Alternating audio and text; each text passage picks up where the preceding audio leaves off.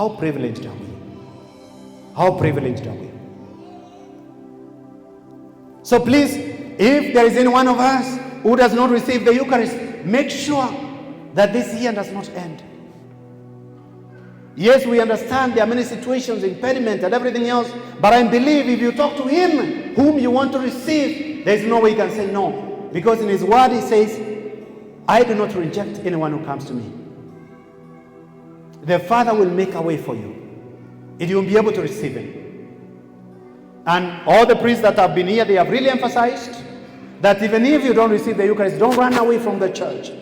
Please still come so that you can hear the word of God. Because that word of God is what will draw you into the Eucharist. In fact, the word of God leads us into the Eucharist. And the Eucharist gets us back to the word of God. That's the exchange that happens.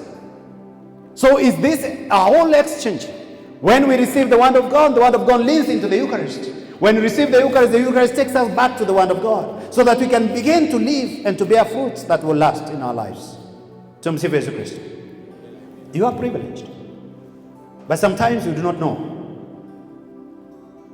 I shared with my people the other day that there is a man who used to beg. Mtu mmoja alikuwa anakaa kwa barabara akiwa anaombaomba. Na alikuwa na kisahani chake ambacho alikuwa anakitumia. Na kisahani hiki kilikuwa kimechafuka kabisa. Na mtu mmoja, watu wanakuja wanawachilia shilingi 1, shilingi 10, 20, whatever. Ikianguka katika lile sahani, kuna sauti fulani sahani ilikuwa inatoa. So mtu mmoja ambaye alikuwa ni mfua samaki, mfua chuma. Naitwa mfua ama mvua? Mfua chuma, right? Ya mfua chuma mmoja akaja akasimama, na aliposikiza sauti ilikuwa inatoka katika kile kijisahani, akajua ya kwamba hii sio sahani la kawaida. Akalichukua lile sahani akamuuliza, naweza kupa pesa? Akampa pesa nyingi sana in terms of dollars. Akampatia, alafu akachukua kile kijisahani. Alipoenda nacho akakiosha, alipomaliza ukiosha kilianza kung'aa. Kwa maana ilikuwa pure gold. Lakini yule mzee hakujua, kwa maana alibeba hiki kijisahani, alikuwa amepewa na babu yake alikuwa amempa baba yake naye akampea. What they were beggars. See how these things can be inherited. They were beggars. Lakini sasa yeye hakujua kijisahani hiki kilikuwa cha thamani gani. Alikuwa anakibeba kila mahali, anapewa shilingi 1, anaweka pale.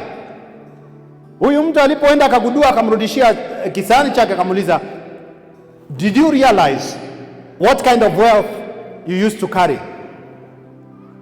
Akamuuliza, hiki ni kile changu ama ni kingine? Akamwambia, ni chako hiki. It's a pure gold. Akamwambia, go sell it and change your life. Akaenda akauza mamilioni na mamilioni ya pesa, akajenga, akawa na maisha mazuri. But he carried all this begging 1 shilling because he did not know the treasure that was there. Sometimes that's what we do. We beg around here. We go to this church. We go to that church. We go to this pastor. We go to that pastor. We move to that person, to the other minister. And sometimes we are cheated. It's because we have not noticed Jesus in the Eucharist. And when you go to Jesus in the Eucharist, now you have the whole treasure that you need from Silas, that you need from Cleophas, that you need to the other ministers.